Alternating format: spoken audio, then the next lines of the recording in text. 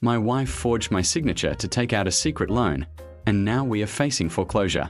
I'm 38, male, reeling right now, and honestly, I don't even know where to begin. My wife, Sarah, 37, female, and I have been married for 12 years.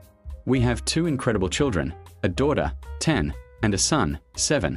And up until 2 weeks ago, I truly believed we had a strong, loving marriage built on trust and mutual respect.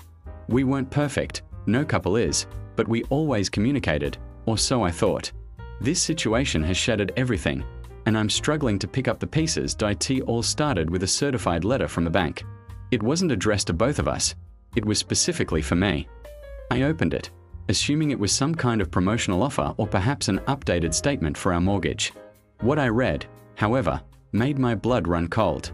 It was a notice of default on a substantial loan, one I had absolutely no knowledge of. The amount was staggering, far more than we had in savings, and it stated that if the outstanding balance wasn't paid within 30 days, foreclosure proceedings would begin on our home. Our home. The home we bought together, raised our children in, and worked tirelessly to maintain. My first thought was that it was a scam, some sophisticated phishing attempt. But the letter had our address, the bank's letterhead, and details that seemed legitimate. My heart began to pound in my chest. I rushed to my home office, where we keep all our important documents, searching for any record of this loan. Nothing. No application, no disclosure statements, no payment history, nothing that would suggest I had ever signed up for such a thing. Panic started to set in. When Sarah came home that evening, I tried to approach the subject calmly, but my hands were shaking as I handed her the letter.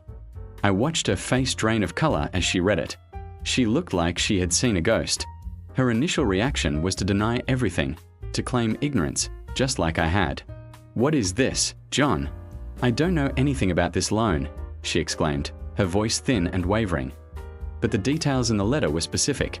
It included the date the loan was initiated, the original principal amount, and a signature that, at first glance, looked like mine. A terrible, sinking feeling began to grow in my stomach. I knew my signature. I had signed countless documents over the years, mortgage papers, car loans, even our kids' school forms. And while this signature bore a resemblance, there were subtle differences, nuances that only someone who had written it thousands of times would notice. It was close, too close for comfort, but it wasn't mine. I pressed her. "Sarah, this is serious. Our house is at stake. How could this happen? This letter says I took out this loan. I know I didn't. Did you?" She broke down then, sobbing uncontrollably, her body racked with guilt and fear. Through her tears, a horrifying confession spilled out. She admitted it. She had forged my signature. Not just once, but multiple times, on the loan application, the promissory note, and various other documents required for the loan. The amount was almost $500,000. My world tilted on its axis. $500,000.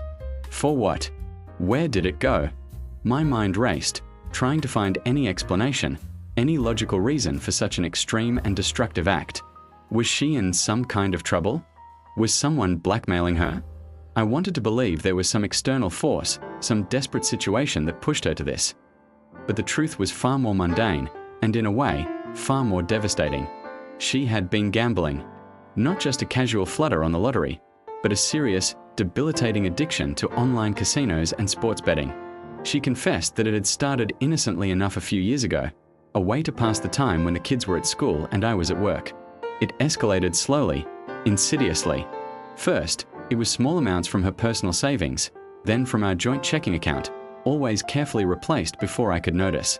But the losses grew, and the need to chase those losses became an all-consuming obsession. She had maxed out her credit cards, then secretly taken out smaller personal loans in her own name, always with the desperate hope of winning big and paying everything back before I found out. When those avenues dried up, and the debt collectors started calling, she panicked.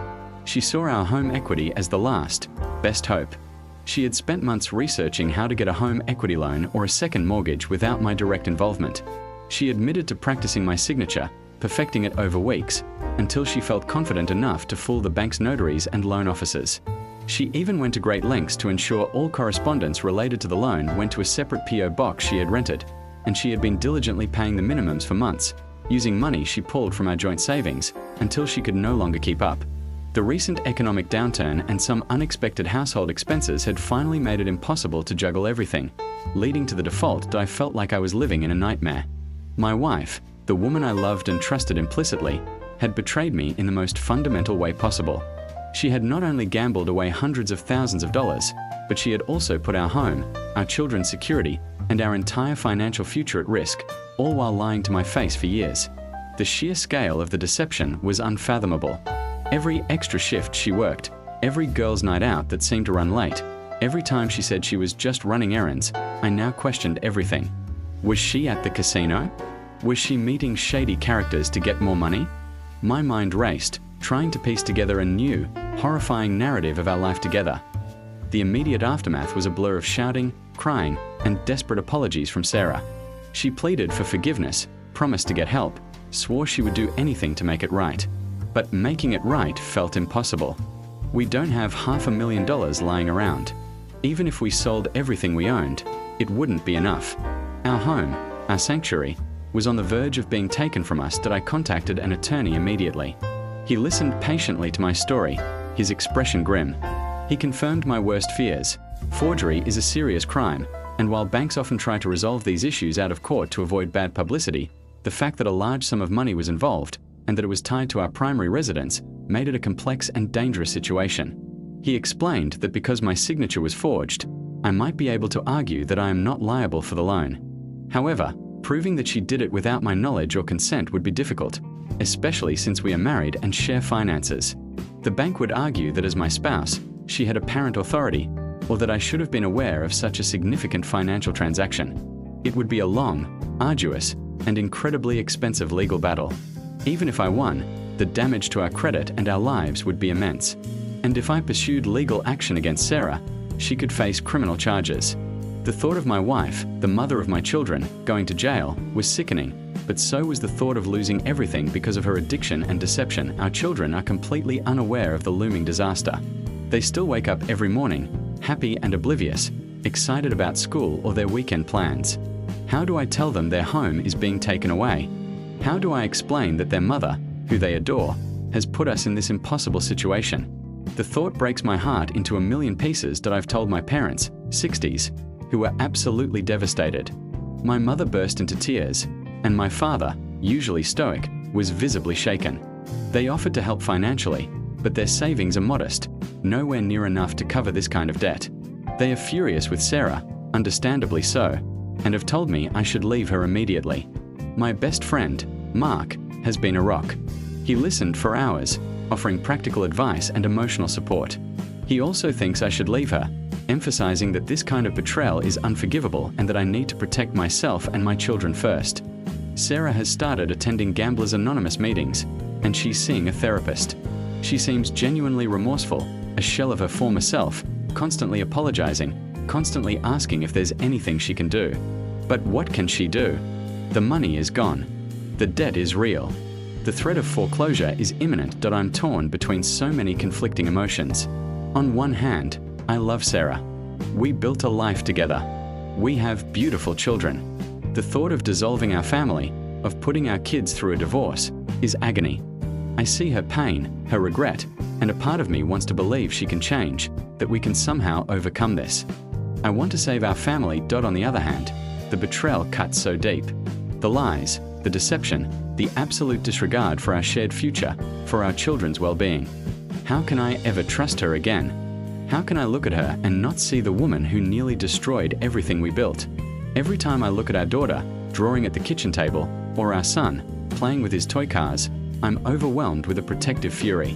They deserve stability, security, and a future unburdened by their mother's devastating choices. My attorney is exploring all options, but they all seem bleak. The best-case scenario involves a protracted legal battle that will drain us financially and emotionally, with no guarantee of success. The worst-case scenario is losing our home, filing for bankruptcy, and having Sarah face criminal charges, all while I try to navigate single parenthood and rebuild a shattered life. I feel so alone, despite the support of my parents and my friend.